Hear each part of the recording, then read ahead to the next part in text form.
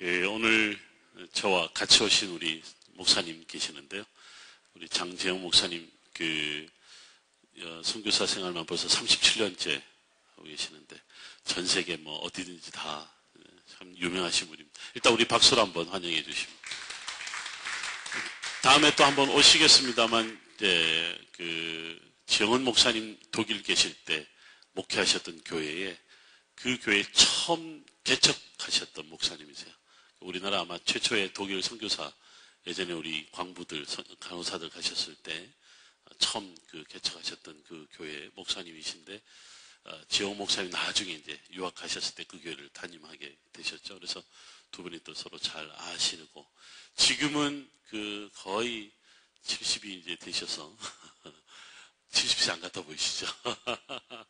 아주 유명하신 분인데, 합동측 선교사님으로서 제가 오늘 목사님하고 또 좀 시간을 좀 보냈습니다만, 현재는 지금 이스라엘의 팔레스타인 사역을 하고 계세요. 팔레스타인들을 위해서 여리고나 베들레헴에서 아주 다양하게 사역을 하시는데, 아마 이스라엘 오시면 제가 이제 그런 사역들에 대해서 좀 여러분들에게 좀 많이 소개할 기회가 있을 거고, 무엇보다도 우리 성락교회가 또 이 세계 선교 네트워크를 통해서 기도하는, 그런 함께 기도할 수 있는, 또 좋은 동력할 수 있는 그런 관계가 되면 좋겠다, 그런 생각을 해봅니다. 오늘은 우리 인원이 너무 많은 관계로, 너무나 빨리, 마칠 수도 있을 것 같기도 하고, 제가 오늘 하는 내용들을 좀 하나씩 좀 잘 풀어갔으면 좋겠습니다. 지난주에 제가 며칠 전이죠. 목요일 날, 제가 섬기는 교회의 이제 40대 여성 그룹을 제가 성경 공부를 하는 게 있는데, 그분들을 모시고 하루 어디를 다녀왔냐면, 인천 주안에 있는 주안 감리교회가 부설로 운영하고 있는 국제 성서박물관이라고 하는 곳을 다녀왔습니다. 혹시 가보신 적이 있는지 모르겠습니다만, 그 국제 성서박물관은 지금은 작고하셨습니다만 2년인가 3년 전에 한경수 목사님이 감독이죠. 그 감독에서 아주 유명하신 분인데, 이분이 평생에 성서를 모으기 시작을 한 거죠. 이분이 뭐 하여튼 전 세계 어디를 다니면서 모든 성경을 다 긁어 모으셨는데, 정말 그 무게나 부피가 얼마나 많은지 창고 속에 아주 그냥 다 진열을 해놨는데, 그걸 아예 중요한 것을 중심으로 해서 박물관을 만들어 놨어요. 근데 이제 우리가 정말 보기 드문 그런 볼 수 없는 아주 귀한 성서들이 있더라고요. 근데 초창기에 우리나라 기독교인들이 이렇게 살아야 된다, 지침서 같은 것도 1900년 초기에 그걸 엮어서 만든 기독교 교리나 또 생활의 지침서 같은 거를 만든 그런 책도 있더라고요. 제가 깜짝 놀랐습니다. 이미 그 시대에 우리 교회가 사회를 향해서, 국가를 향해서, 민족을 향해서 어떤 일을 해야 된다는 것에 대한 지침서들을 책으로 만든 것도 전시해 놓았고, 무엇보다도 이제 거기 간 이유는 뭐냐면, 현재 그 박물관의 큐레이터가 학외 큐레이터죠. 이제 그 큐레이터가 이스라엘에서 공부를 했던 고고학 박사가 모든 것을 다 주관하는데, 이분이 박물관의 큐레이터로 오면서 4가지 이스라엘의 문화 체험을 하게 하는 거예요. 첫 번째 체험이 뭐냐면, 에스더 이야기 아시죠? 에스더가 죽으면 죽으리다 하고 민족을 살리는데, 그 에스더가 민족을 살린 것을 기념하는 절기가 있어요. 그 절기가 뭐냐면 부림절이라고 하는 절기죠. 원래 종교적인 절기는 아니에요. 민간 절기라고 해서, 우리가 보통 종교적인 절기는 3대 절기가 있잖아요. 무슨 절기가 있어요? 6월절이 있고, 또 하나는 77절, 오순절, 그렇죠? 또 하나는 장막절, 초막절. 그 중에 77절이 곧 다가옵니다. 5월 14일이 이스라엘은 77절에 들어갑니다. 그래서 이제 오순절, 마가의 다락방의 역사, 그 오순절에 들어가는데, 이런 절기들은 우리가 보통 종교 절기라고 그래요. 민간 절기라는 게 있어요. 절기를 지켜도 되고 안 지켜도 된다 읽을 수 있는데, 지금 오늘날 이스라엘은 종교 절기도 지키고 민간 절기도 거의 다 지킵니다. 특히 부림절은 굉장한 행사예요. 모든 여자 한 초등학교 들어가기 전에 이제 유치원 아이들, 지들도 이제 여자라고 아주 예쁜 공주 퍼포먼스를 합니다. 옷을 입고 화장도 하고 그러면서 아주 그냥 길거리에 나와서 굉장한 축제를 벌이는데, 남자는 2가지의 옷 두 가지 종류의 옷을 입는데 하나는 하만이라고 아시죠? 그 이스라엘 민족을 유대 민족을 죽이려고 했던 말살하려고 했던 그 하만의 복장을 하고 나오는 남자들도 있고 또 하나는 모르드게의 이제 복장을 해갖고 나오는 사람이 있는 거죠. 근데 그 중에 하만의 복장이 아주 독특해요. 세상에서 가장 나쁜 놈. 이렇게 하면 가장 나쁜 놈이야. 라고 하는 것을 퍼포먼스를 합니다. 아주 독특하게. 요즘 왜 그 할로윈데이죠. 미국에 있는 그런 그 퍼포먼스를 아주 하는 것처럼 거리에 얼마나 많은 사람들이 쏟아져 나오는지 모르는 거죠. 그 불임절 때 먹는 먹거리가 하나 있습니다. 그게 뭐냐면 하만 귀 모양의 쿠키가 있어요. 씹어서 먹어야 된다. 자근자근 씹어서 먹어야 된다. 근데 이것을 하만의 귀 모양으로 만든 쿠키를 만드는데 이번에 갔을 때 그 쿠키를 만드는 체험을 한 거예요. 이스라엘은 그 불임절이 되면 집집마다 다 이 쿠키를 구워서 하는데 정말 맛있어요. 정말 맛있는데 그걸 이번에 가서 체험을 하나 했어요. 두 번째 체험은 뭐냐면 그 역시 이제 유대인들의 그런 문화들인데 통곡의 벽 이제 우리가 나중에 가 보겠습니다만 통곡의 벽에 가면 유대인들이 이제 기도하는 모습이 있어요. 좀 이따 우리 그 장면을 보실 수 있는데 뭔가 이렇게 기도 쇼울 같은 거를 쓰고 막 기도하는데 그걸 탈리트라고 그래요. 기도할 때 우리 지난번 아마 보셨을 텐데 그 기도하는 쇼를 쓰고 통곡의 벽에 가서 기도하는 것을 똑같이 만들어 놨어요. 그래서 통곡의 벽 가면 자기 기도 제목을 적어서 하나씩 꽂아가면서 기도하는 그런 퍼포먼스도 한 거고 그 다음에 하나는 파피루스를 만드는 체험을 한 거예요. 그래서 파피루스에다가 글자를 적어서 하나씩 선물로 주는. 근데 제가 파피루스에다가 이제 뭘 적었냐면 저는 쉐마 이스라엘 아도나이 엘로헤이누 에하 들으라 이스라엘아 여호와 하나님은 한 분 하나님이시니 하는 히브리 말로 쭉 적어놓은 거 있어요. 그거를 제가 히브리 말로 쫙 제가에다가 적었다고 같이 간 약 열 몇 명의 여인들이 다 들고 온 거예요. 저한테 목사님 이걸로 써주세요. 그래서 제가 딱 써줬죠. 제가 한글이나 영어나 쓰는 게 아주 악필이거든요. 근데 재밌는 건 히브리 말은 제가 아주 잘 써요. 그래서 이분들이 전부 다 목사님 평소와는 다르시네. 역시 목사님은 유대인 같으셔. 이러면서 제가 다 해서 사인까지 같이 해서 제가 해준 적이 있었습니다. 실제로 성지순례를 하시다가 선물을 샀어요. 목사님 들고 와요. 목사님 여기다 히브리어로 저 한마디 해주시면 안 돼요. 제가 적어주는 몇 가지가 있어요. 특히 여인들에게는 아비가일과 같은 여러분들 아비가일이 왜 지혜롭고 현명하다 그러잖아요. 근데 성경에 보면 이게 아주 지식 수준이 아주 높고 아주 뷰티풀하다라는 그런 뜻을 갖고 있어요. 그걸 제가 써줘요.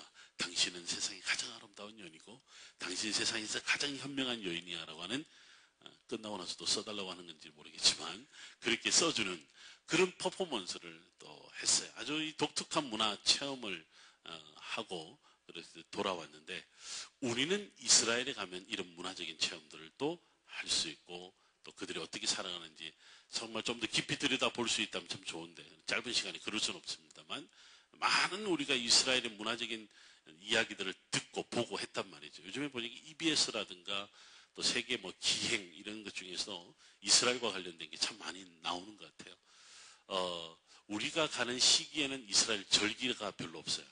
아주 그냥 뜨거운 때학빛 같지만 그 또 하나는 뭐냐면 그때 이스라엘 백성들이 광야 체험했던 그런 퍼포먼스를 참 이상한 것은 유대인들은 그런 광야를요 정말 주말마다 집차를 끌고 나가서 하룻밤씩 꼭 야영을 하고 돌아옵니다. 정말 하늘에 별이 반짝반짝 그냥 별이 쏟아지는 그 밤에 광야 체험하고 돌아오기도 하죠. 우리가 이제 이스라엘을 갈 날이 이제 2달 정도로 이제 정말 점점 다가옵니다. 우리가 기대하고 또 기대하고 소망하는데 오늘 우리 교인들하고 몇 명하고 이렇게 이스라엘 다녀온 사람들하고 같이 이야기를 하는데 목사님 80대 너를 정말 제가 힘들고 죽을 것 같은 마음으로 갔는데 이스라엘 가서 너무 좋았어요. 너무 행복했어요. 이분들하고 점심 식사하는데 제가 그렇게 맛있는 일식을 먹어본 적이 없는데 저한테 다른 거 보답할 건 없고 밥이나 제가 제대로 사겠습니다 해서 4명이 어울려서 아주 밥을 진하게 사면서 근데 이분들은요 밥을 사면서 하고 싶은 이야기가 있는 거야. 다녀왔는데 잘 기억이 가물가물한, 사진을 찍었는데 어디서 찍은지도 모르는, 내가 볼 때는 남의 집 화장실 앞에서 찍었는데 이게 뭐 아주 멋진 성문처럼 생겼으니까 이걸 좀 알려달라고. 이게 밥 사는 이유가 딴 데 있었던 거야. 그래갖고 제가 오히려 밥 먹는 시간은 30분, 그 설명하는데 1시간 반이 걸린 거죠.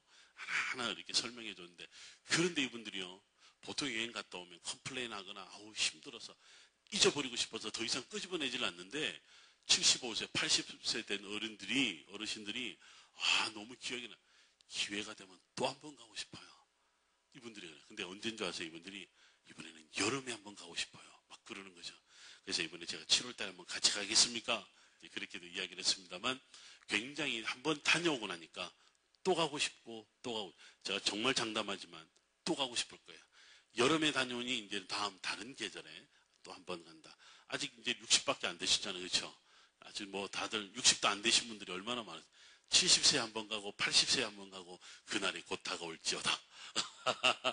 오늘은 이제 예수와 땅에 대한, 제가 오늘로서 여러분들이 이제 벌써 7번째 강의인가 그래요. 7번째 강의를 하면서 다음 시간에는 이제 우리 지영호 목사님께서 강의를 해주시고 2주 후에 자 오늘 이제 마지막 전체적인 마무리를 하는데, 오늘은 신약 성경에 대한 이야기를 전체를 한번 좀 마무리를 하려고 합니다. 그동안 우리 구약에 대한 많은 이야기를 들었습니다만, 신약 성서에 대한 이야기를 좀 하나 풀어가려고 합니다. 그 이스라엘 땅의 명칭, 오늘은 그림보다는 글자가 좀 많을 텐데요. 이런 말들이 있습니다. 가나안 땅, 그렇죠? 그 다음에 약속의 땅. 약속의 땅 하면서 우리가 젖과 꿀이 흐르는 땅, 약속의 땅 그러죠. 그 다음에 이제 땅 이름을 이스라엘. 또 하나는 뭐죠? 거룩한 땅. 또 하나는 뭐냐면 오늘은 팔레스타인이란 말을 씁니다. 자, 근데 여기 뭐 주전 5세기의 역사의 아버지 헤로도투스가 처음으로 지칭했으며, 필리스타인, 시리아, 헬라어로는 팔레스티나, 영어로는 팔레스타인이라고 불린다. 이렇게 이야기를 합니다만, 팔레스타인이란 말은 우리말로는 블레셋입니다. 한 가지 꼭 기억하셔야 될 것은, 오늘날 이렇게 불리워지는 팔레스타인, 우리 선교사님 이제 그 지역에서 사역하십니다만, 그 사람들이 옛날에 블레셋이냐 역사적으로 증명된 건 없습니다. 제가 지금 그 국민일보에 글을 연재하고 있는 고고학으로 읽는 성서의 제1편이 뭐였냐면 블레셋 사람에 관한 이야기로 시작을 했습니다. 많은 사람들이 오해하는 것 중에 하나가 블레셋과 팔레스타인을 동일한 말이다 보니까 아직도 그 블레셋 사람들이 살아있냐고, 그 땅 사람들이 블레셋 땅에 살고 있냐고 그렇게 이야기를 합니다만 그렇지는 않습니다. 그런데 지금 이분은 제가 글을 하나 왔습니다. 좀 더 설명을 이제 여러분 보시려면 그 글을 좀 읽어보면 더 좋은데, 나중에 이런 일이 있었어요. 이스라엘의 예루살렘 성전이 무너지고 유대인들 다 쫓겨나고 더 이상 예루살렘에 살 수 없게 되었을 때, 유대인들은 그래도 우리가 예루살렘 아니니 다른 데서 살게 해달라 하면서 로마가 나중에 예루살렘이 아닌 다른 지역에서 유대인들이 살 수 있도록 도와주는데, 유대인들이 이 기질이요 아주 강한, 우리로 말하면 자기 민족에 대한, 자기 땅에 대한 집착이, 뭐 어느 민족도 마찬가지겠지만 유대 민족들은 대단한 거죠. 오죽하면 2000년 만에 잃어버린 땅을 찾아서 오늘 현대 이스라엘을 만들었겠습니까? 근데 그것도 그냥 가난한 나라 또는 뭐 후진국 뭐 이런 게 아니라 굉장히 발전되면서 어떻게 보면 전 세계 아주 가장 영향력 있는 그런 나라가 된 오늘날 현대 이스라엘의 모습을 보는 건데, 2000년간 디아스포라를 생활을 했다라고 하는 것이 무색할 정도로 아주 오늘날 이스라엘을 보면 그들의 2000년의 모든 시기를 그동안 준비해온 것처럼 아주 그들의 문화를 잘 이어가고 있는데, 그런데 이런 일이 있었습니다. AD 132년에 그 당시 로마 황제 하드리안 황제라 그러죠. 우리가 로마 여행을 하거나 로마 영향권에 들어갔던 지역들을 여행하다 보면 하드리안 황제가 지은 건물입니다. 이런 거 많이 들어봐요.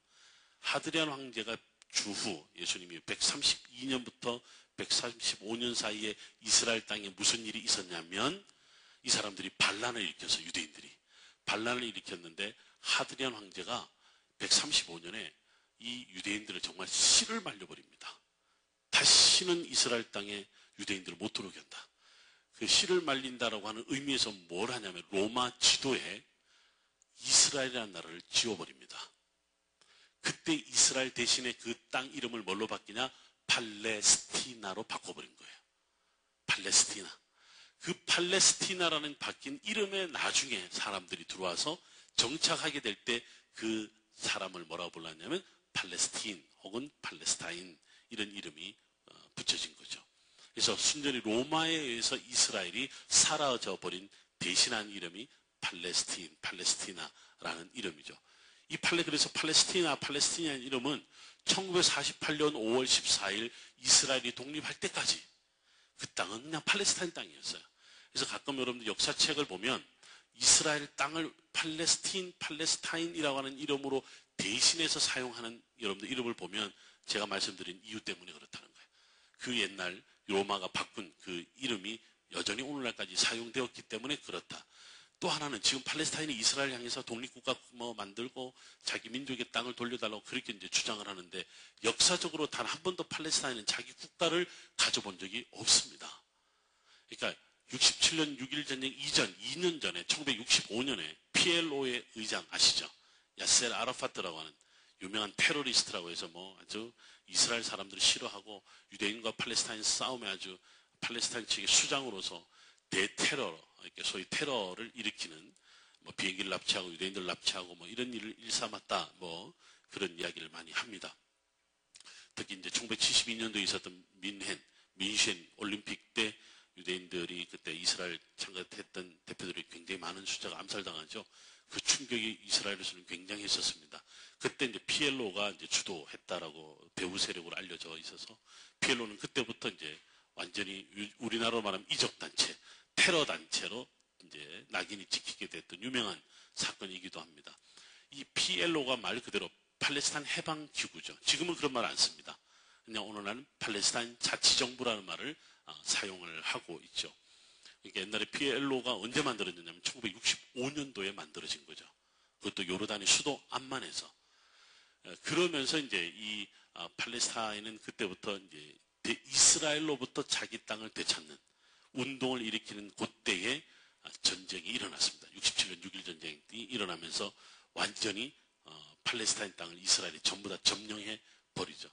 그래서 67년부터 지금까지 팔레스타인이 여전히 이제는 우리의 나라를 되찾는 PLO가 전신이 됩니다만 오늘날 팔레스타인 자치정부가 자기 땅을 차지하려고 하는 그런 것입니다.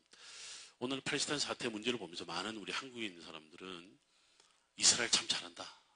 블레셋, 후손인 팔레스타인 다 몰아내야 되는데 이런 생각을 하고 있는 사람이 있어요. 아까 제가 처음 말했습니다. 오늘날 팔레스타인을 옛날 블레셋이라고 생각하니까 다윗이 블레셋을 이겼다. 삼손이 블레셋을 이겼다. 오늘날 또 이스라엘이 블레셋을 이겨야 된다. 이 논리로 오늘날 이 팔레스타인을 생각하는 사람들이 있는 거죠. 얼마나 이런 걸 우리 두고 뭐라 그래요? 역사의 몰이해라고 그러는 거예요. 역사의 부재. 그것이 얼마나 많은 민족들이 그런 무기 삼아서 정치인들이 권력을 가진 사람들이 민족을 말살하고 그런 일을 벌였습니까?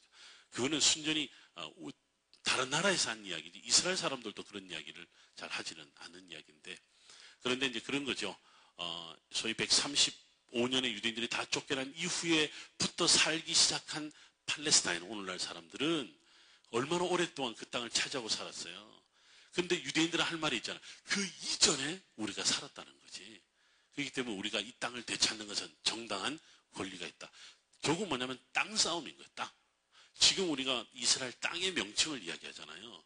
이스라엘 백성들에게는 이 땅이 뭐냐면 하나님이 약속한 땅이다는 그 옛날 출애굽 때의 그 말이요.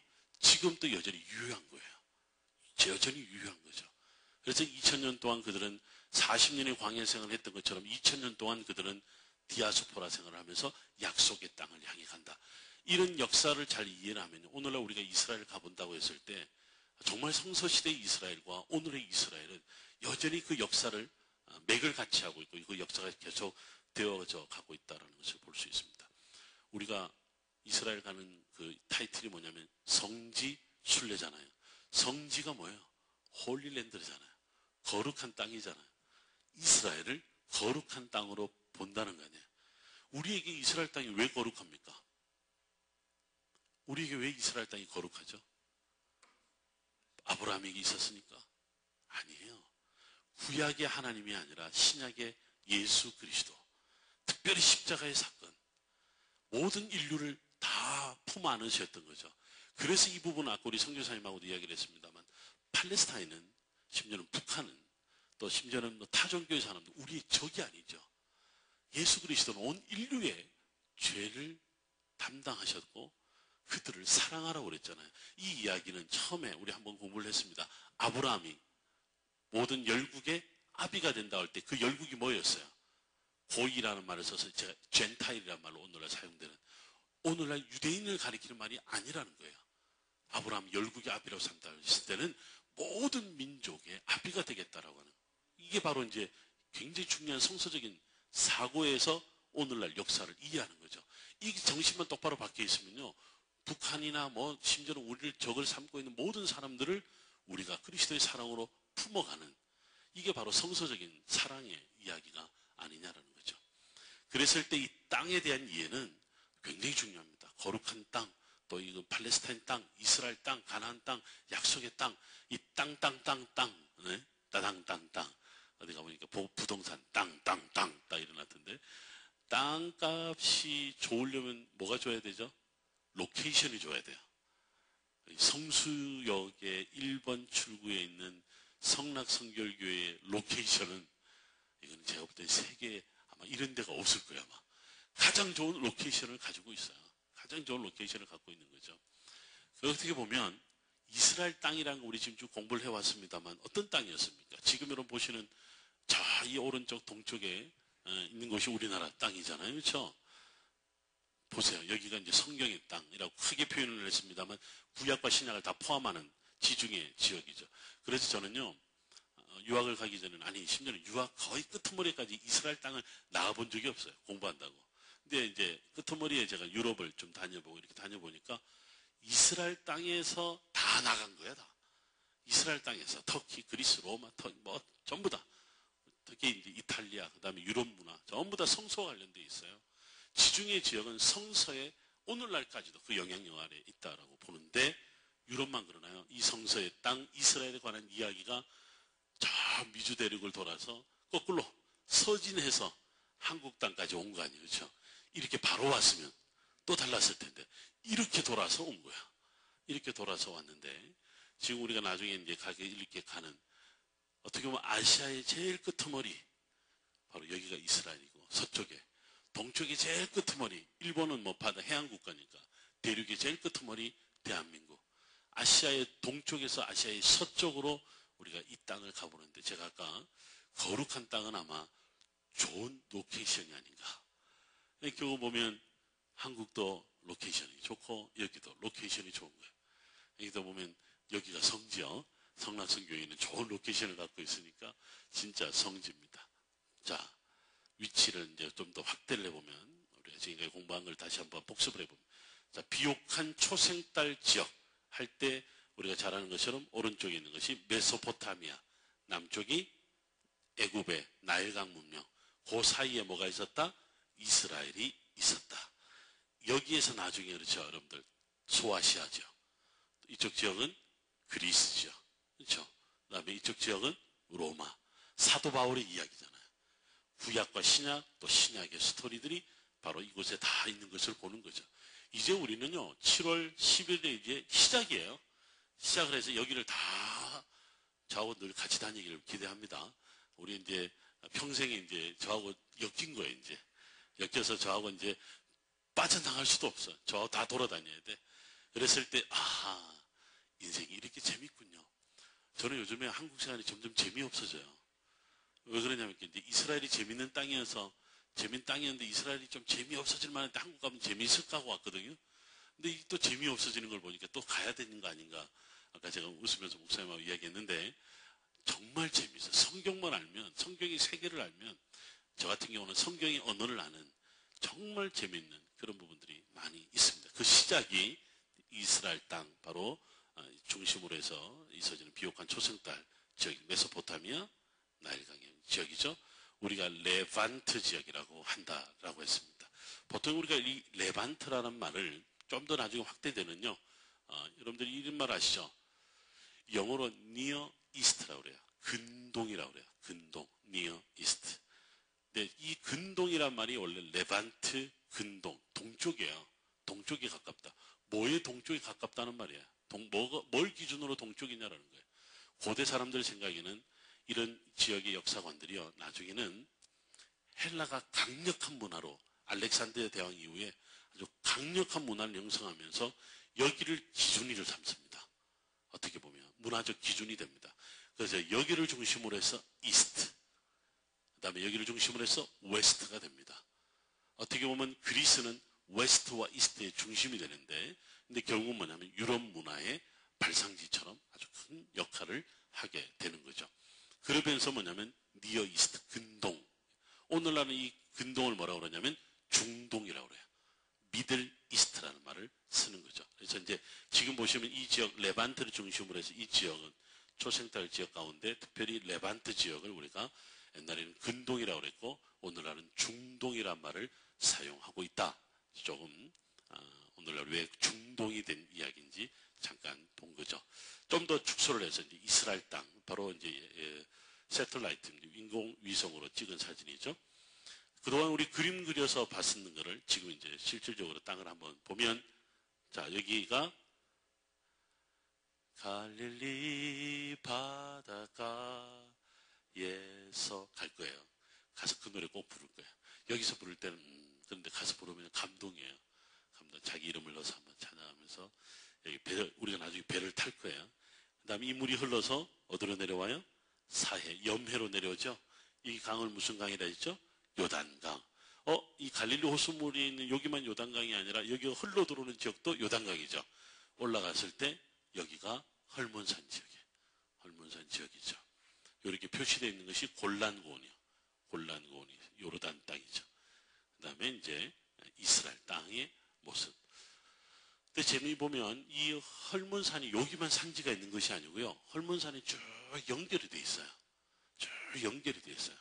어디까지 연결되냐라고 보통 이야기를 하냐면 아라랏산까지 연결된다 이렇게 이야기합니다.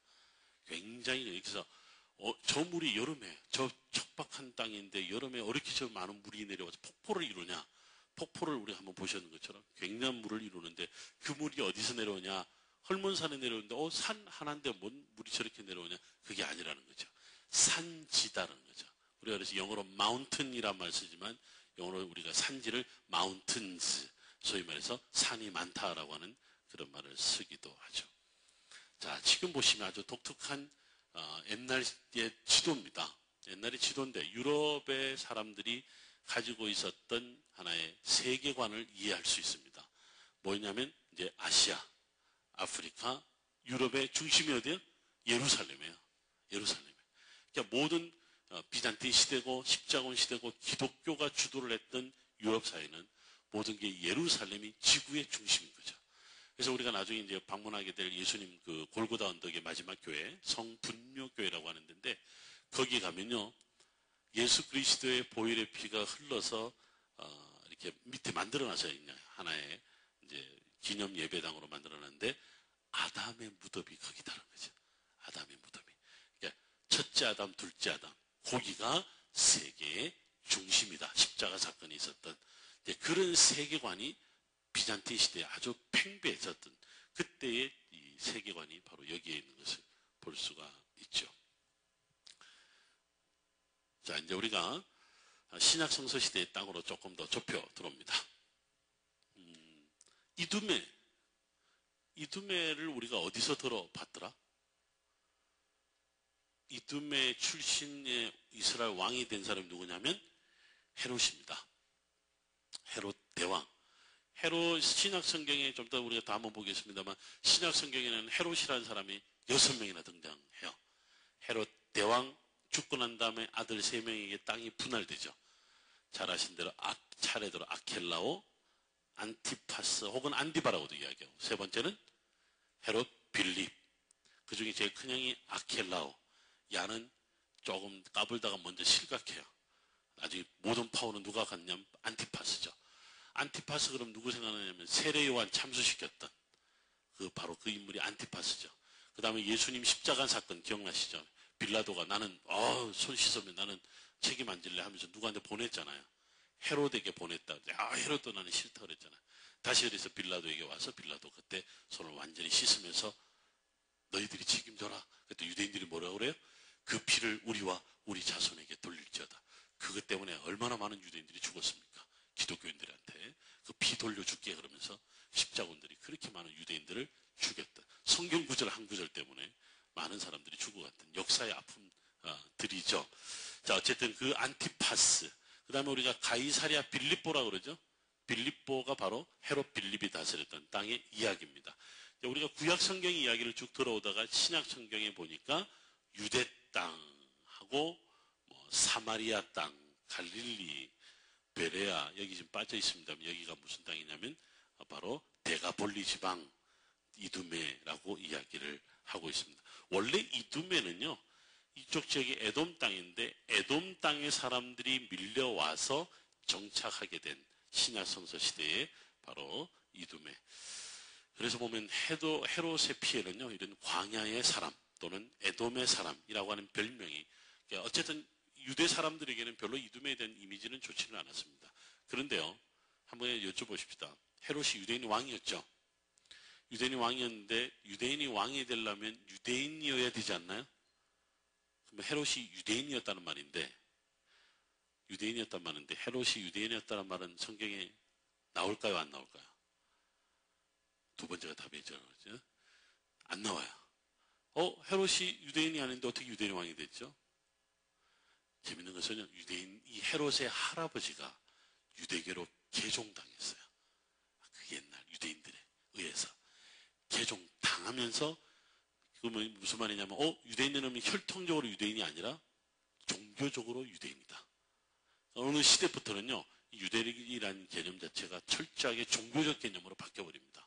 그러면서 이제 유대인이 되었는데, 유대인이 된 헤롯은 나중에 유대 땅에 바로 왕이 되는 것을 볼 수 있습니다.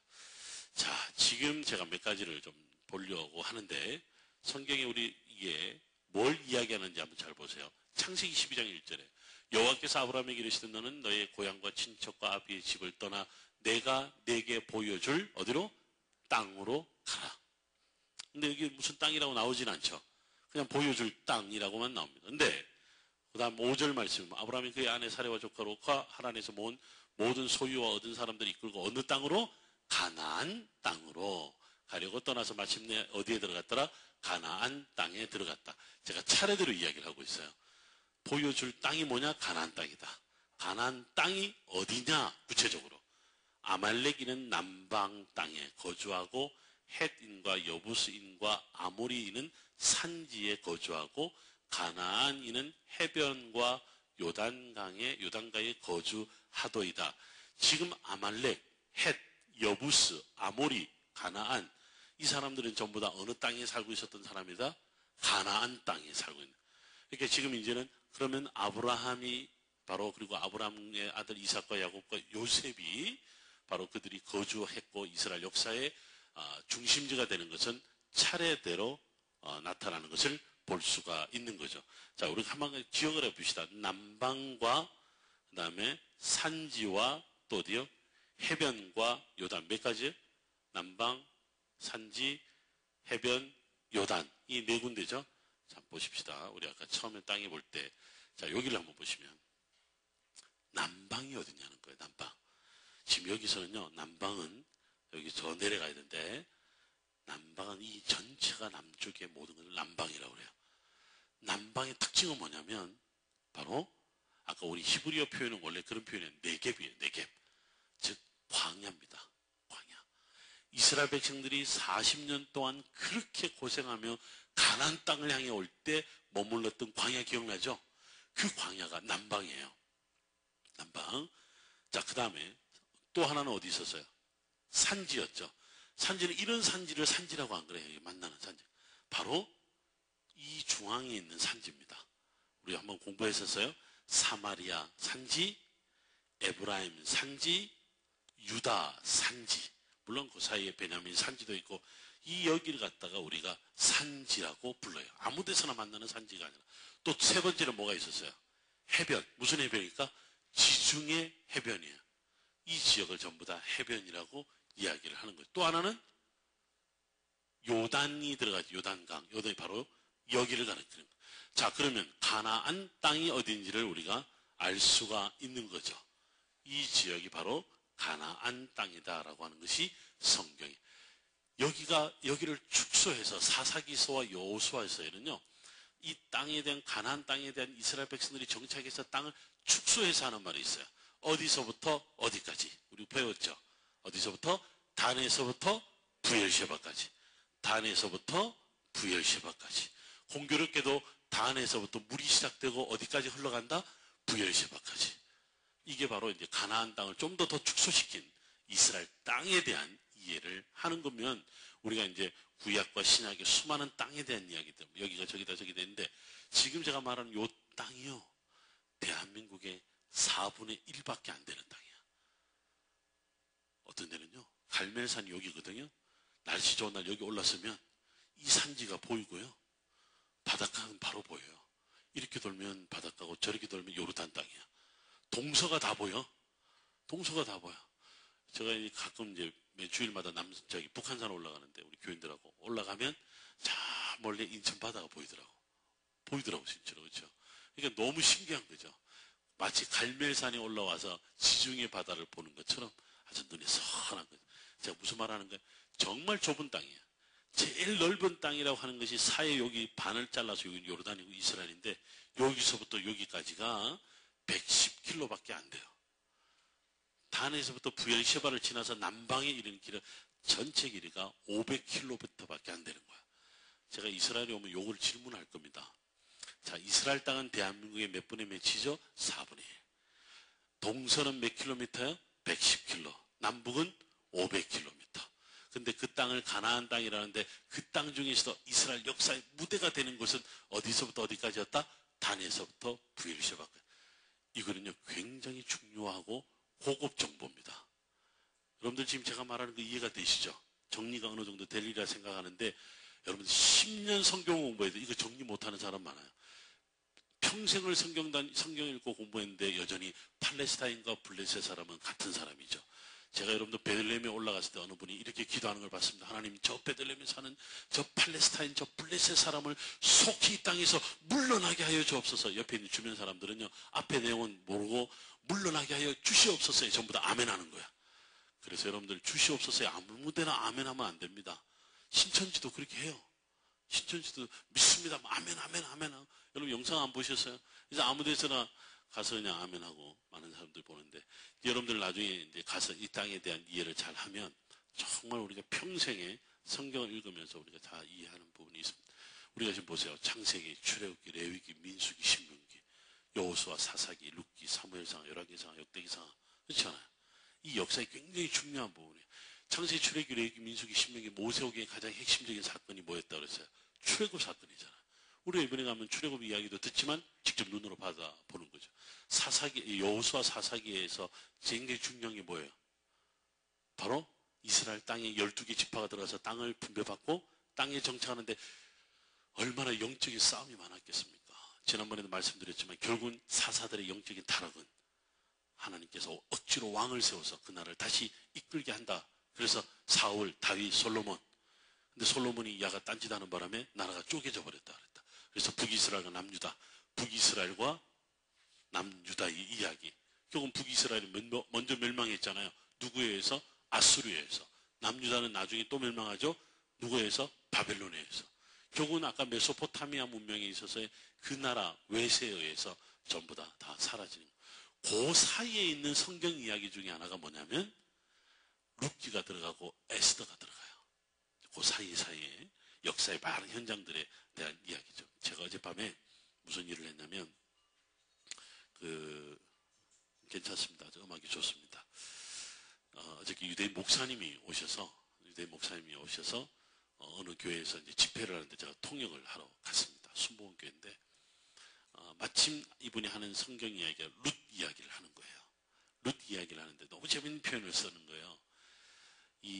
제가 언제 한번 말씀드려서 이 미카엘 야아론 목사라고 이 메디컬 닥터입니다. 이분이 자기 집안이 전부 다 홀로코스트에서 다 생존자가 몇 명 남아있지 않을 정도로 거의 다 돌아가셨고, 아버지 어머니도 그 홀로코스트 후유증으로 결국은 일찍 돌아가시고 고아처럼 살았는데, 그가 누구로부터 복음을 들었다고 그랬죠? 제가 독일 사람한테 복음을 들었는데, 가장 싫어했던 쓴뿌리로 남아있던 그 독일 사람에 의해서 신약 성경을 받아들고 신약 성경을 읽고 바로 내가 평생 배워왔던 구약 성경의 답이 거기에 있다는 걸 알고 체험하고 예수님을 영접하고 많은 스토리가 있었겠죠. 의사인 것을 포기하고 이스라엘 땅으로 돌아와서 뭘 했냐면 신학을 하고 목회자가 되고, 처음에는 장로가 됐어요. 이스라엘은 반드시 개척을 해야 되면 목사 한 수를 주는 거예요. 장로로 7년 8년 섬기다가 그 중에 이제 결혼하시고 이번에 이제 몇 년, 5년 벌써 됐다. 5년 전에 교회를 개척해서 지금 거의 100명 가까이 모이는 이스라엘의 100명은요. 오늘 우리 한국에 한 10,000명, 10만 명 되는 굉장한 파워 있는 교회가 되는 거예요. 근데 이분은요. 그 똑똑한 사람이 항상 성령이 말하시면 움직이고 하나님이 말씀하시는 것만 갖고 움직여요.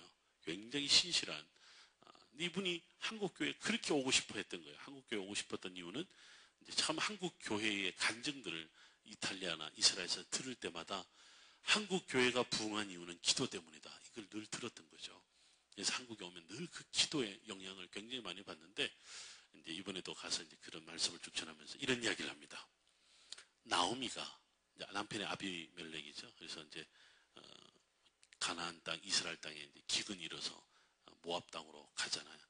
결혼을 했는데 두 아들이 남편도 죽고 두 아들 죽고 며느리 둘하고만 남잖아요. 그래서 오르바는 돌아가 버리고 룻만 돌아오는 거죠. 근데 여러분 꼭 기억하세요. 룻이 이방인이에요. 모압 땅에. 이때의 우리 지금 성경 흐름에 모압 땅은 우리 나중에 이스라엘 가면 요르단 가면 가게 돼요. 모압 땅을. 모압 땅은 그 당시만 해도 이스라엘을 가장 괴롭히는 민족이었어요. 그 뿌리를 쫓아가면 다 아브라함 자손이긴 하지만 가장 이스라엘을 괴롭히는 이방 가운데가 하나 모압이에요. 근데 공교롭게도 그 한참 영적인 싸움하는 사사기 그 왕 들어오는 시대에 룻기를 끼워 넣었잖아요.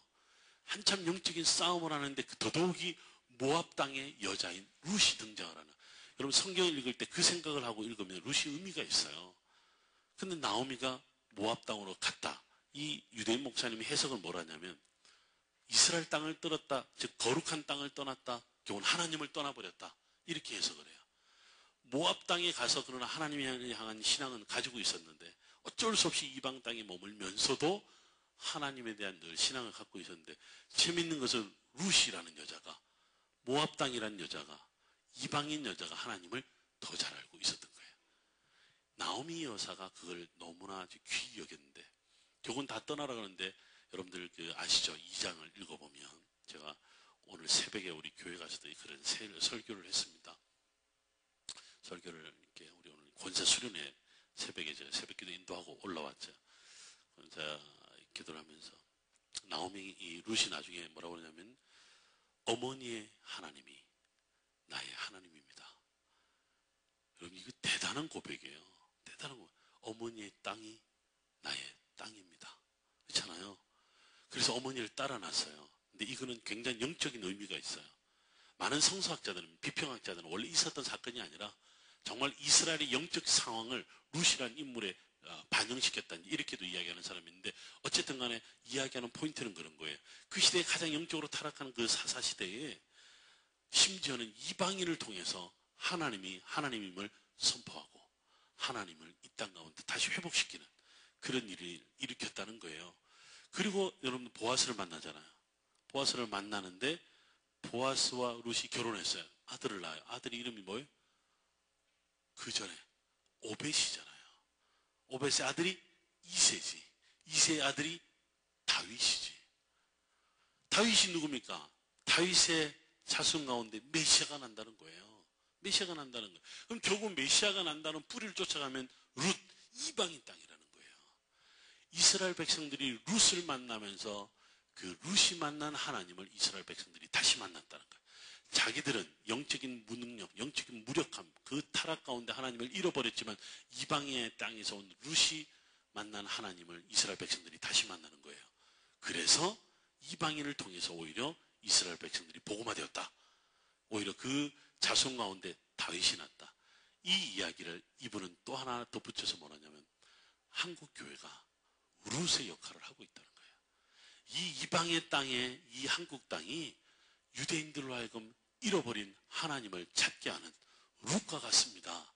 그 이야기를 하는데 어떤 사람은 막 울어요.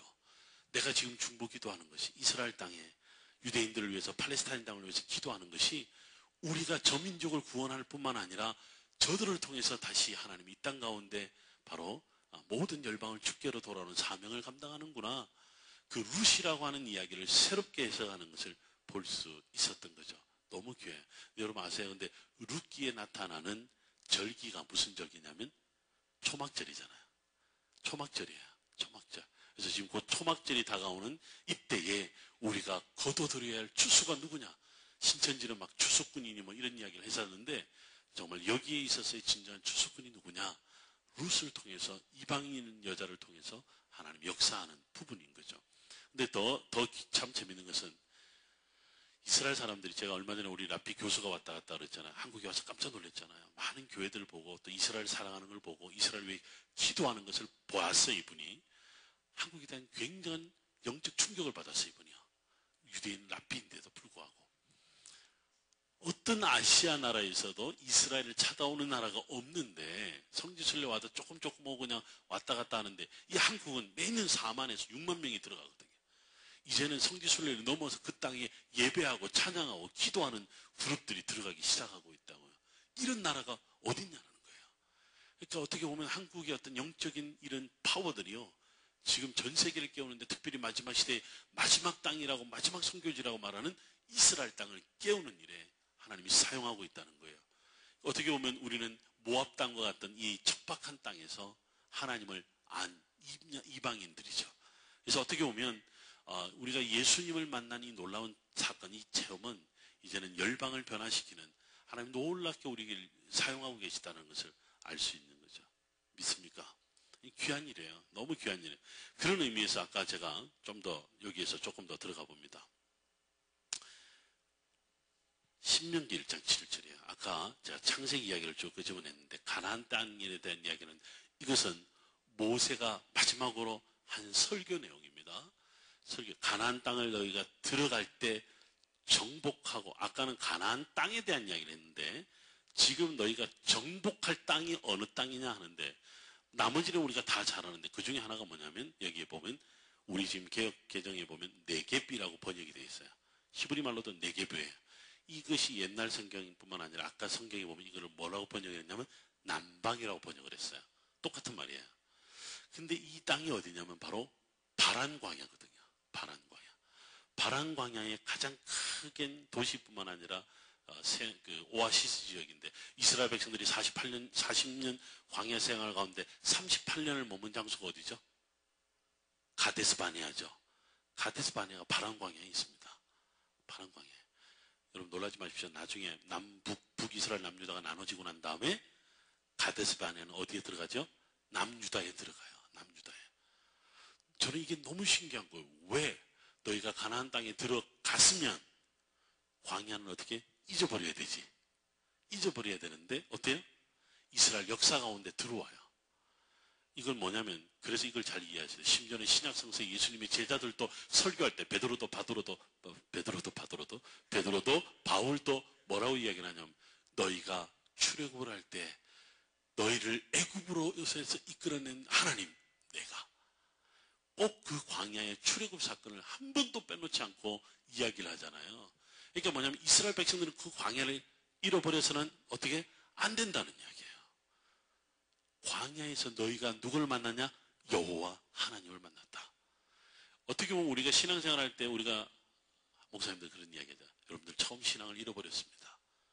우리가 회복해야 할 처음 신앙 얼마나 귀합니까? 이런 이야기하죠. 어떻게 보면 이스라엘 백성들에게 처음 신앙은 뭐냐면 출애굽의 광야, 그 고난의 땅이거든요. 어떻게 보면 우리가 지금 잘 살아가는 듯 하는데 신앙생활 잘하는 건데 우리는요, 우리 한국 사람들 독특한 게 있어요. 잘 될 때 불안해. 이게 잘 되는 이유가 뭐지? 왜 잘 되는 거야? 괜히 불안해해요. 영적으로는 맞는 말 같아. 왜? 내가 어려운 시절이 있었는데 이렇게 잘 되는 게 맞는 건가요? 다시 어려움에 빠져서 또 저를 훈련시키는 것은 아닌가요? 이렇게 생각하면 좋지. 세상 사람들 뭐라 그래? 에이, 재수없어 그러지. 세상 사람은 재수없어요. 근데 우리는 뭐예요? 그것이 하나님 우리를 다시 신앙을 회복시키는 하나님의 때다. 하나님께서 나를 다시 만진다. 어떻게 보면 망해도 어떤 사람은 웃어요. 제가 있는 교회에 여러 사람들이 망한 사람들이 참 많아. 사업하는 사람들이 대체적으로 다 한 번씩 망하는데 망해서 바닥을 치고 뚫고 들어가서 또 뚫고 들어가고 사는 사람이 있어요. 정말 하루에 하나님이 그냥 겨우 몇 개 가져다 주는 것으로 온 가족이 사는 사람이 있는데 늘 웃고 다녀요. 뭐라 그래요? 목사님 저요 다 잃어버리고 나니까 하나님이 살아계심을 만나게 되더라고요. 저는 요즘 너무 좋아요. 좀 안 먹으면 어때요? 근데 감사해요. 근데 하나님이 제가 확신하는 것은 분명히 이때를 지나서 하나님이 옛날만큼 잘 된다 못 된다 나는 그게 관심 있는 것이 아니라 하나님이 나를 어떻게 쓰실 것인가에 나는 더 관심이 있습니다. 아, 이분이 이런 고백을 하는데 이런 이야기를 들으면 목사가 제일 좋아해. 하나님이 얼마나 좋으실까요? 그런 고백은요, 선포거든요. 선포. 이스라엘 백성들은요, 역사 가운데 날마다 순간마다 그걸 선포하고 살았어요. 랍비들이 지금도 설교하면서 빼놓지 않는 게 뭐냐면 광야 생활이에요. 너희가 그때를 잊어버렸느냐. 홀로코스트 때도. 홀로코스트 당하는 사람들이 뭐라고 생각했겠어요? 지금보다 더한 고난이 있겠느냐. 이 죽음을 당하는 이 고난보다 더한 고난이 있겠느냐. 하나님이 그 고난을 통한 너희들을 얼마나 사랑하겠느냐. 그렇게 많은 리더들이 외쳤던 거죠. 이스라엘 사람들을 들었던 사람들이 있고 안 들었던 사람이 있는데 어쨌든 저는 이 본문을 읽을 때마다 네겝이 너희가 가나안 땅에 들어가 정착할 땅에 들어갔다는 게 나는 너무 신기한 거예요. 그래서 우리 어떻게 보면 처음 그 고난 가운데 만나주신 하나님을 잊지 말라는 의미로 광야가 들어갔다라고 하는데 저는 신약 성경을 요 연장선상에서 이해를 하고 싶습니다. 지금 여기가요. 희미해서 화면을 보면 직접 가보면 갈릴리 호수예요. 정말 아름다워요. 여기가 막달라입니다. 막달라. 요 밑에가. 여기가 게네사렛이에요. 게네사렛. 여기가 바로 가버나움이에요. 여기가 고라신이야. 뭐 보이든 안 보이든. 뭐 여러분들 제가 찍는다고 해서 뭐 틀린든 안 맞든 뭐 어떻게 하게. 여기가 베세다 들녘에 정말 아름다워요.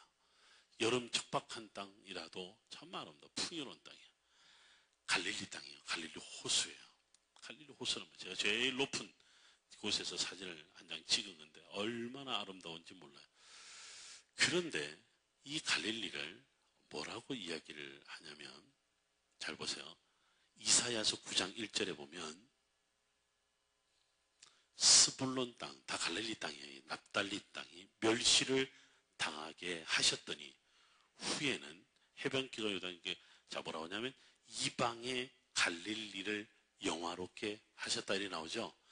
갈릴리라는 의식은 뭐냐면 저렇게 풍요로워도 이방의 땅이에요. 근데 이사야서 9장에서는 갈릴리 땅을 어떻게 한다? 영화롭게 한다. 이 말을 이해를 못했어요. 사람들은. 이때 이 이사야는요. 이스라엘 백성들이 그 풍요로움 속에서도 가나안 땅에 들어와서 광야를 지나서 막 가나안 땅에 정착하고 잘 살아가는데 영적으로는 점점점 타락하게 되는 그들을 바라보는데 더 역사 속에서 이 갈릴리 지역은 우리가 좀 더 이해를 해야 될 것은 그 풍요로운 땅 가운데서도 풍요로운 땅 갈릴리임에도 불구하고 많은 사람들이 갈릴리 사람들을 멸시했어요.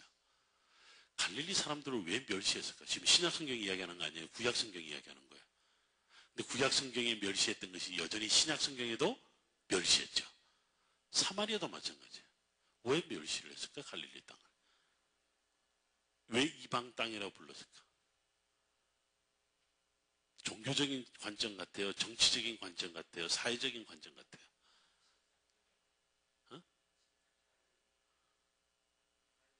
사회적 관점. 또 하나는 왜 종교적인 관점이에요?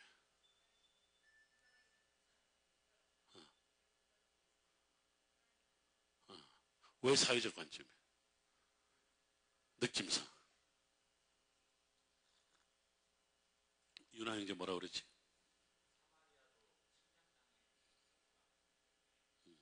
침략당한 아픔 때문에 이방의 땅이다?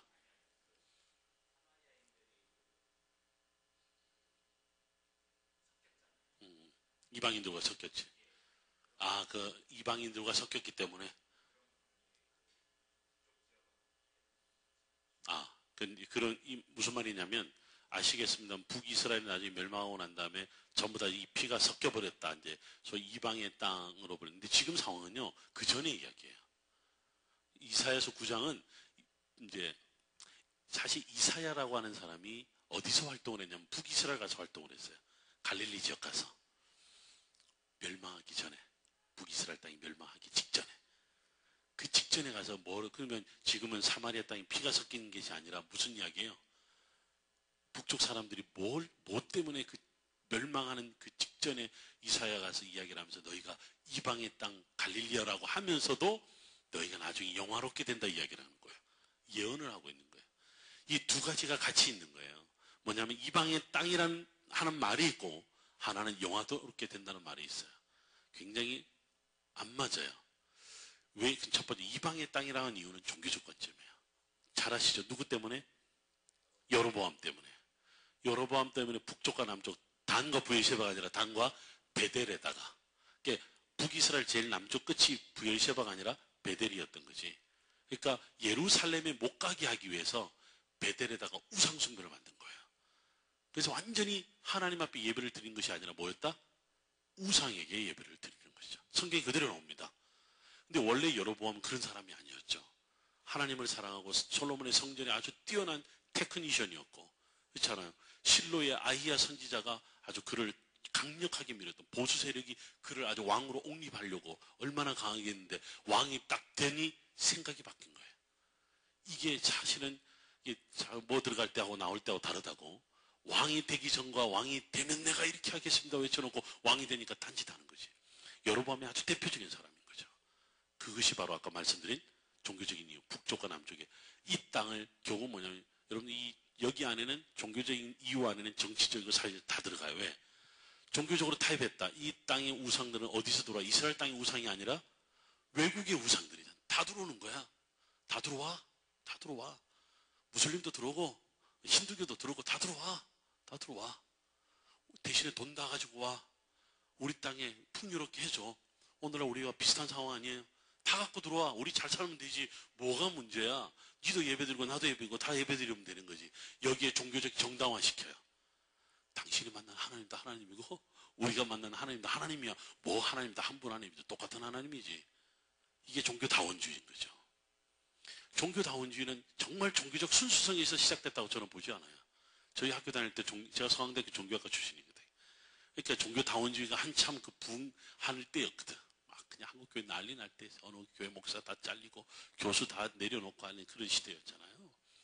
그때 그 종교적 순수성을 이야기하는 사람들은 사실은 종교다원주의를 이야기한 게 아니라 제가 아까 말씀드렸잖아요. 하나님 사랑으로 그들을 품어야 된다. 우리가 너무 기독교인들이 편협된 시각으로 제국적인 시각으로 그들을 바라다 보니까 그들을 밀쳐냈는데 타종교와 대화를 좀 하자. 타종교를 이해를 좀 하자. 여기에서 시작된 것이 오히려 이상하게 뻗어져 나가 버린 거죠. 종교다원주의 가장 발원지는 바로 이 여로보암이 한 짓이에요. 결국은 이 땅이 무슨 땅으로 바뀌어요? 그러면 결국은 이방의 땅으로 바뀌는 거죠. 근데 재밌는 것은요, 이 땅이 영화롭게 된대요. 이사야는. 그냥 거짓 예언자한테는 니들이 언젠가는 지금 고통받고 있지만 언젠가는 샬롬, 샬롬, 샬롬. 그랬잖아요. 평화로다, 평화로다, 평화로다. 그것을 에스겔은 뭐라고 그래요? 그 거짓 예언자라고 이야기를 하잖아요. 이제 그런 이사야인가? 그것은 이 목적은 딴 데 있는 거예요. 우리가 뭐 결론을 알고 있잖아요. 이 땅을 영화롭게 하는 분은 누구죠? 예수 그리스도예요. 여기에 답이 있어요. 여기에 무슨 답이 있냐면 잘 보세요.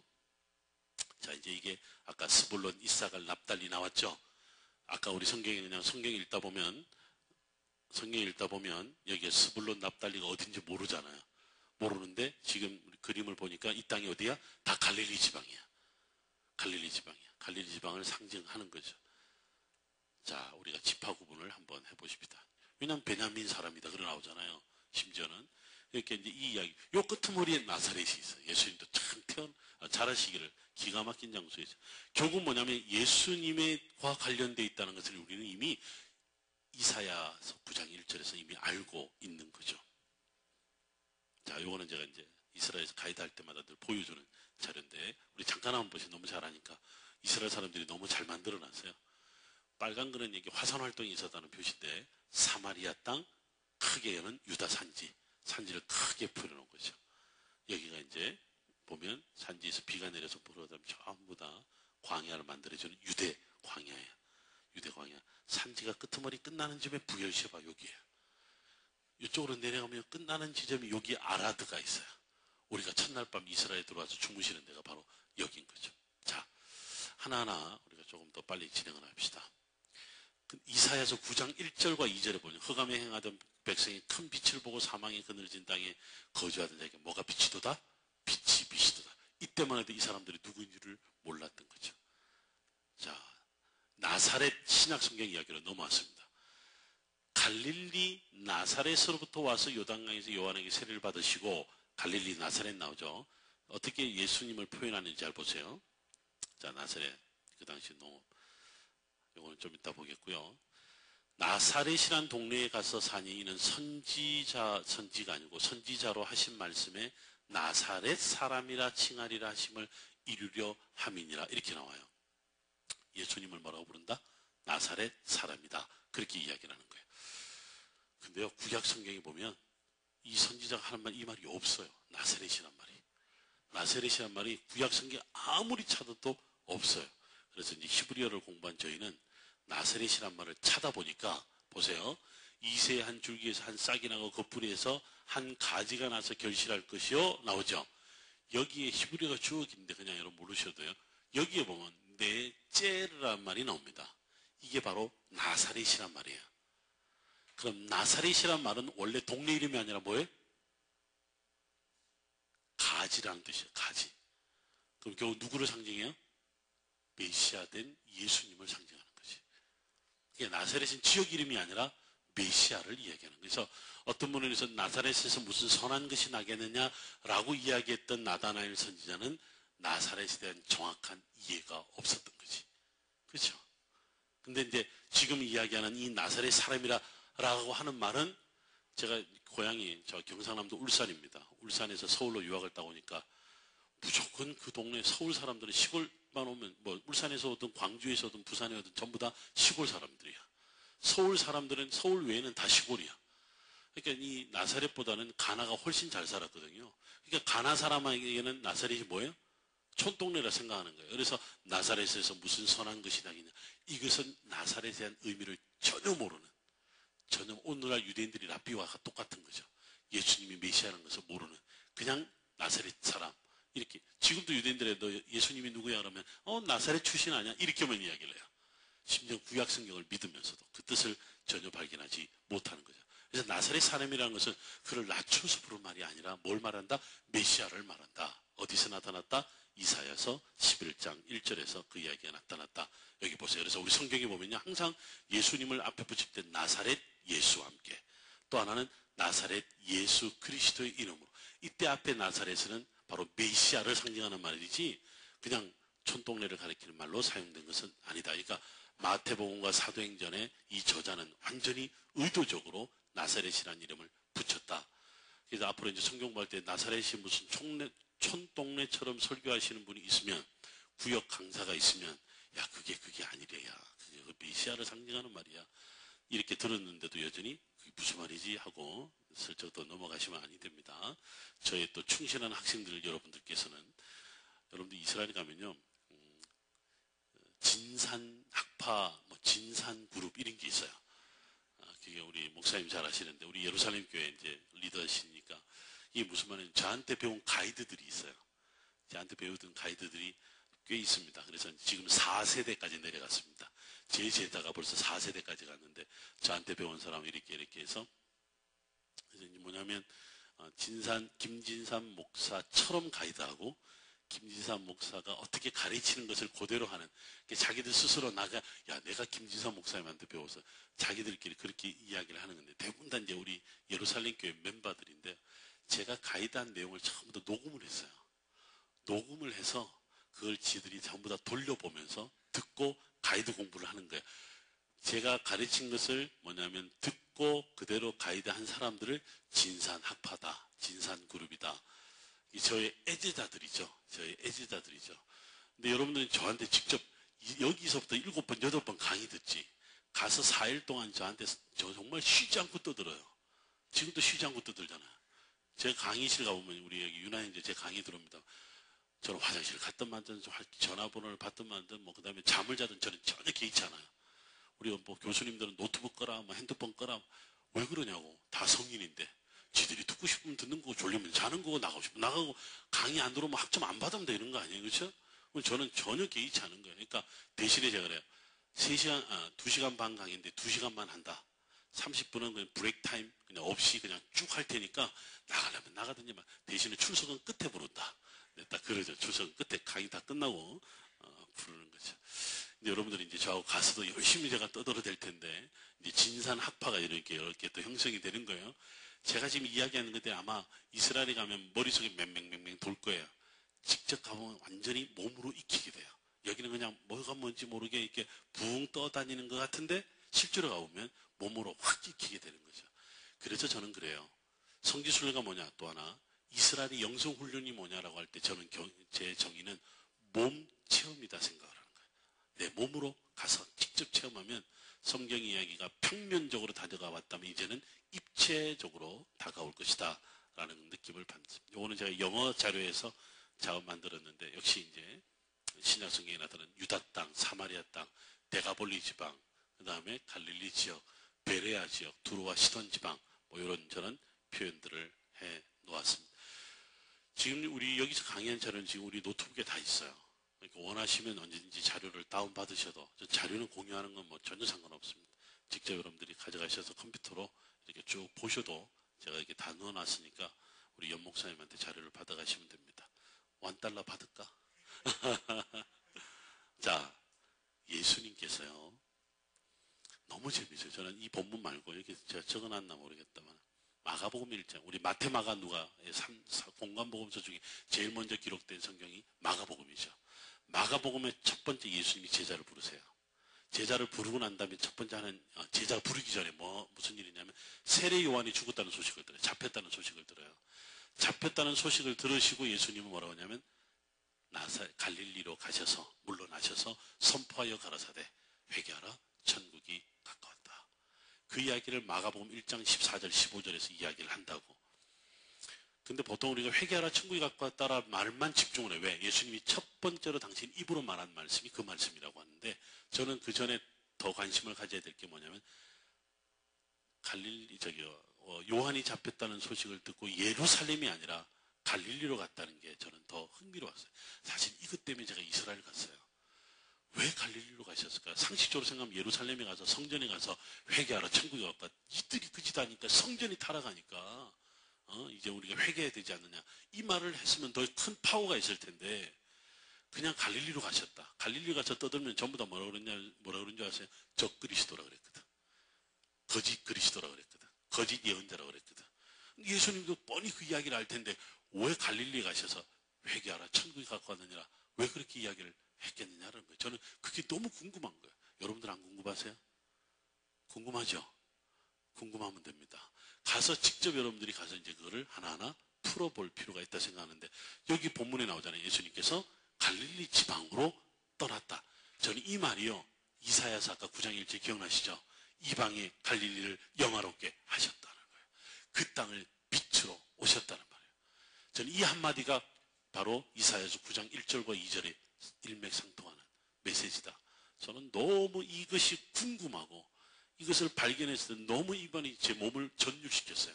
저는 예수님을 왜 사랑하게 됐냐면 처음으로 머리로 만났어요. 왜 머리로 만났냐면 이 성경을 배우는데 보통 사람은 다 예루살렘 갔겠죠. 거기서 자기가 영웅이 되었을 것입니다. 그런데 예수님은 그 오랜 세월 동안 풍요로운 땅에 살았지만 영적으로 피폐하고 항상 예루살렘 사람들로부터 소외당했고 그냥 거짓 예언자들한테 그냥 얼마나 영적으로 그들은 성추행 당했겠어요. 영적으로 얼마나 그들은 영적으로 타락하는 그런 경험을 당했겠어요.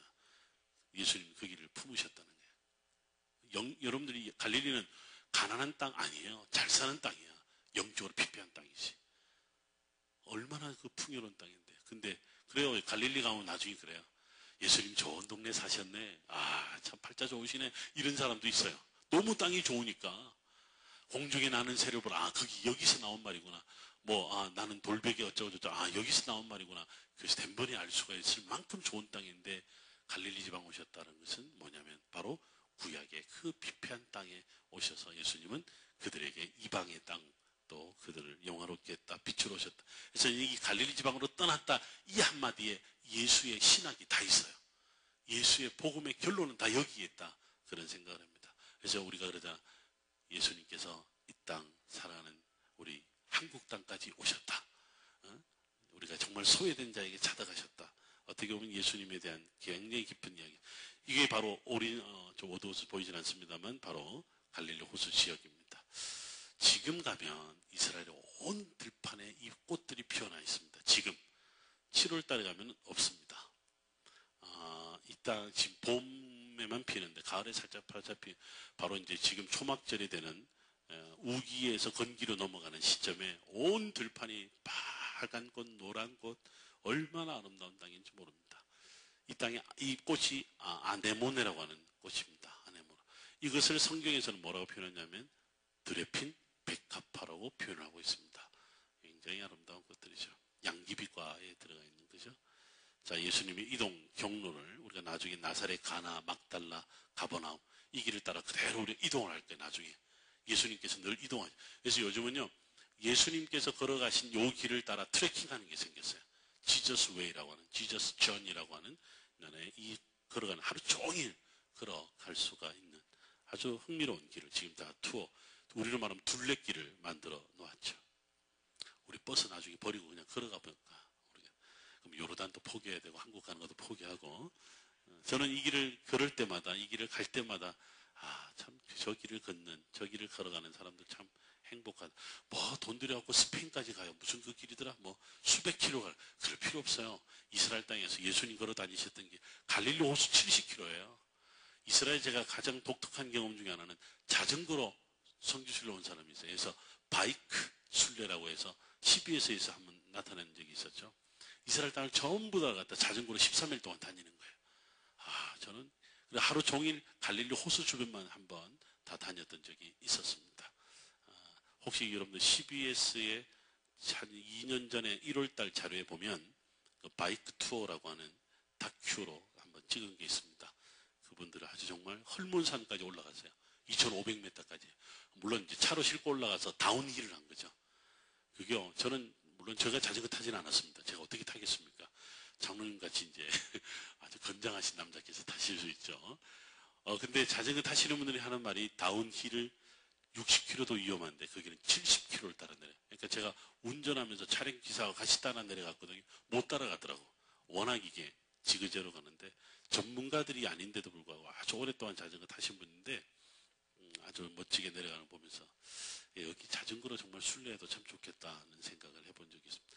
그런데요, 제가 느낀 게 뭐냐면 버스를 타고 다닐 때하고요, 장로님, 또 여러분들 자전거를 타고 다닐 때, 제가 자전거 투어하면 차 몇 킬로 따라간 줄 아세요? 10km, 20km 이렇게 따라가요. 100km로 가야 될 걸 10km, 20km 가는 저는 얼마나 지겹겠습니까? 그런데 저 놀라운 건요, 항상 100km로 80km로 다닐 때 그 지나가는 장면하고 10km 다닐 때 지나는 장면이 달라요. 더 감동인 거예요. 더 많이 못 보지만 하나하나가 다 보이는 거예요. 걸어가면 얼마나 더 잘 보이겠어요. 그렇죠? 이게 참 워킹 투어 하는 것은, 둘레길을 걷는 것은 또 그런 하나의 의미가 있지 않나 하는 생각을 해봅니다. 지금 요거는 뭐냐면 갈릴리 호수 주변에 옛날에 항구예요. 항구 가운데 우리가 나중에 이쪽 지역에서 주무실 거예요. 현재 예정된 곳은 이 아벡이라고 하는 항구에 주무시게 될 텐데, 많게는 16개, 적게는 12개 혹은 14개 정도의 항구가 있었다. 예수님께서 배를 타시사, 예를 들어 가버나움에서 배를 타셨다, 그렇죠? 막달라에서 배를 타셨다. 여기 보면 하다라라고 나오죠. 여기가 바로 이제 그 거라사 지방이거든요. 거라사로 가시다. 뭐 이런 이야기할 때 그 당시에 다 예수님 배를 타셨다. 실제로 우리가 가면 나중에 배를 탈 겁니다. 예수님처럼 배를 탄 포구들이 보이죠. 자, 아까 왜 나사렛 산지 아주 비옥한 땅이라 그랬죠. 얼마나 비옥한 땅입니까? 우리가 광야 나중에 지나오면요, 광야 이제 이 이집트에서 올라오면 이 땅을 보면요, 소위 말해서 환장을 한대요. 너무너무 아주 비옥한 땅, 이런 땅이 있나 할 정도로 아름다운 땅이죠. 자, 이제 우리가 이 지역은 많이 공부를 했습니다. 두로와 시돈 지방, 데가볼리 지방, 예수님께서 다 사역하셨던 곳이 다 이방의 땅이죠. 두로와 시돈 지방, 오늘날 레바논 땅입니다. 레바논 땅. 중동 사람이 하는 말이 있습니다. 이 중동에서 가장 아름다운 땅, 레바논. 중동의 모든 남자들이 결혼하고 싶은 사람, 레바논 여자. 그렇게 아주 현대화되어 있으면서 모던화되어 있으면서도 굉장히 아주 아름답기로 유명한 곳이 바로 이 레바논 땅입니다. 오죽하면 레바논의 백향목에 비유를 했겠냐라고 하는데, 특별히 그 중에서도 보면 두로와 시돈 할 때 저 시돈 있죠. 사렙다 과부 아시죠? 다 사렙다 과부인데 시돈이 저기 있는데, 시돈은요 그 당시 모든 경제의 중심입니다. 고대에 이런 말 들어보셨어요? 페니키아 상인. 페니키아 상인은 지중해 무역을 주도했던 고대의 아주 유명한 사람들이죠. 이 시돈이 바로 페니키아 모든 사람들의 수도 역할을 했던 그런 지역이죠. 시돈에 대한 이야기. 자, 레바논 산지입니다. 해발 1000m. 헐몬산에 내린 눈. 올 겨울에 엄청난 눈이 내렸던 헐몬산의 이슬을 볼 수가 굉장하죠. 요르단의 수도 암만입니다. 옛날에 암몬 땅, 바로 그 성터, 아주 빼곡하게 아주 가난하게 살아가는, 우리가 나중에 이 암만에 가서 이틀 밤 주무시게 됩니다. 이집트 다 보고 이스라엘 다 보고 난 다음에 요르단에 가서 여기를 직접 보게 될 겁니다. 요단강의 모습들이죠. 사마리아 땅, 지금 예수님께서 사역하셨던 여기가 이제 사마리아 산지. 밑에 있는 나무는 무슨 나무 같아 보이세요? 감람나무. 감람나무와 올리브나무는 같을까요? 다를까요? 같은 나무입니다. 같은 나무예요.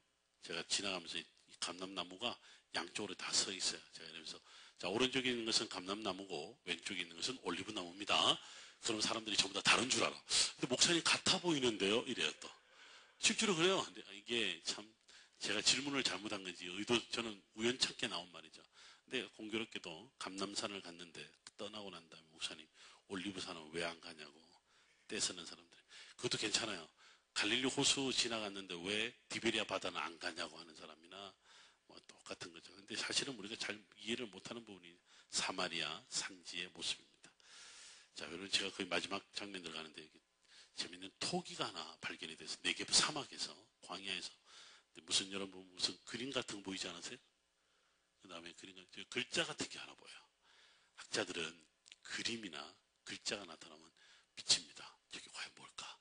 뭘 상징할까? 그것도 더욱이 광야에서 발견. 이게 언제 끝나면 주전 8세기예요. 주전 8세기면 북이스라엘이 멸망할 즈음이에요. 북이스라엘 한참 타락할 때.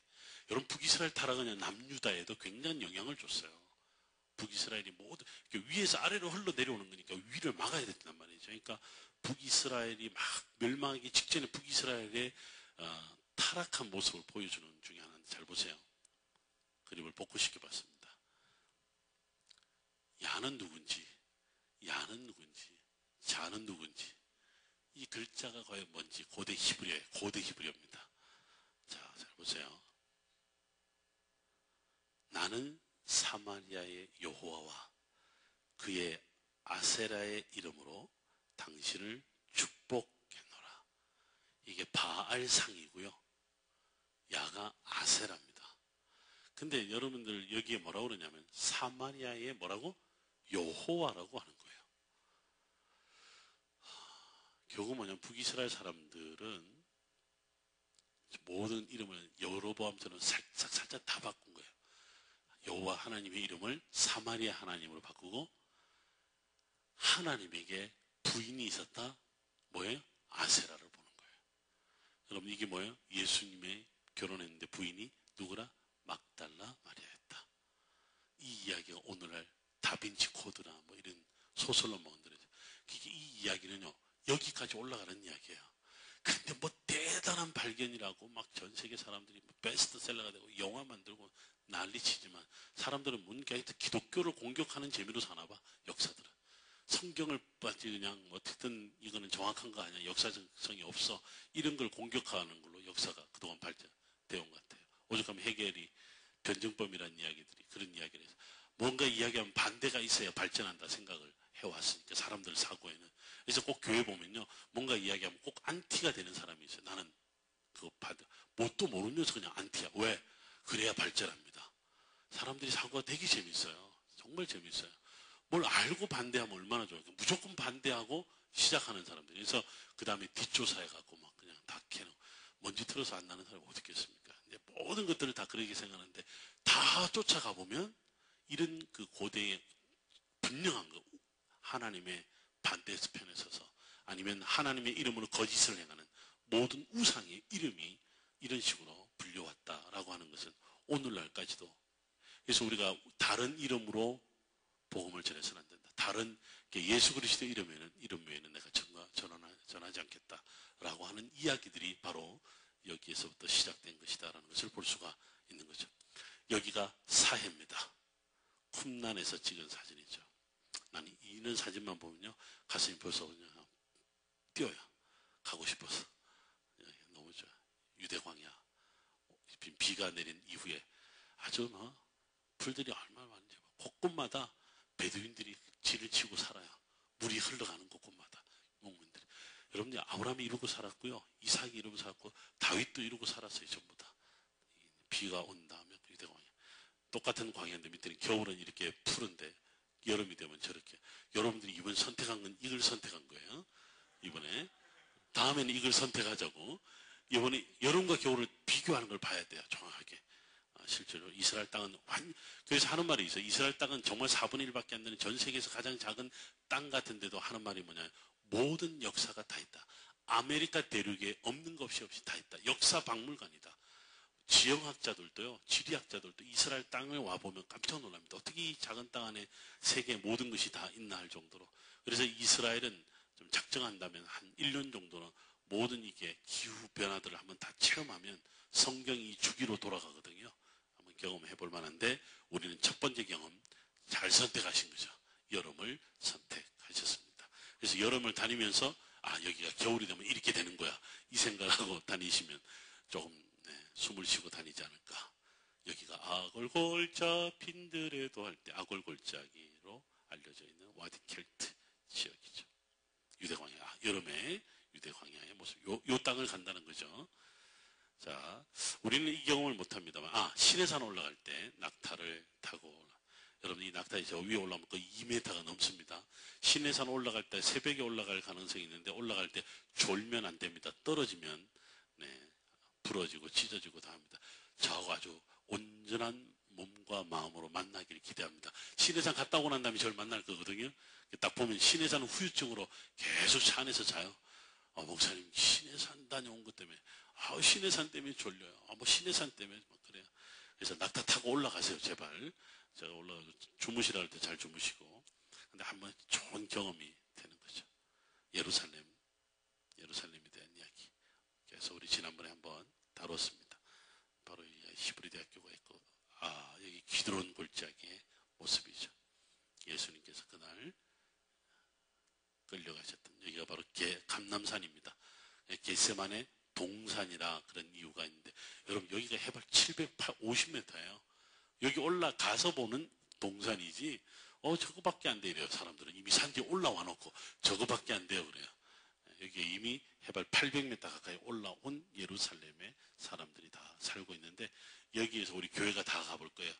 감남산에 있는 승천교회, 주기도문교회, 눈물교회, 겟세마네 교회 버스들이 쭉 서 있는데 우리 버스도 여기 하나 지금 세워놨어요. 지금 거기는 이제 낮 12시 반밖에 안 됐기 때문에 버스들이 지금 쭉 서 있을 겁니다. 여기가 바로 감남산 무덤들입니다. 기억하시죠? 유대인들은 감남산에 메시아가 온다라고 하는 그런 부활신앙을 갖고 있어서 여기 고대로부터 지금까지 무덤을 다 쓰고 있는 통곡의 벽.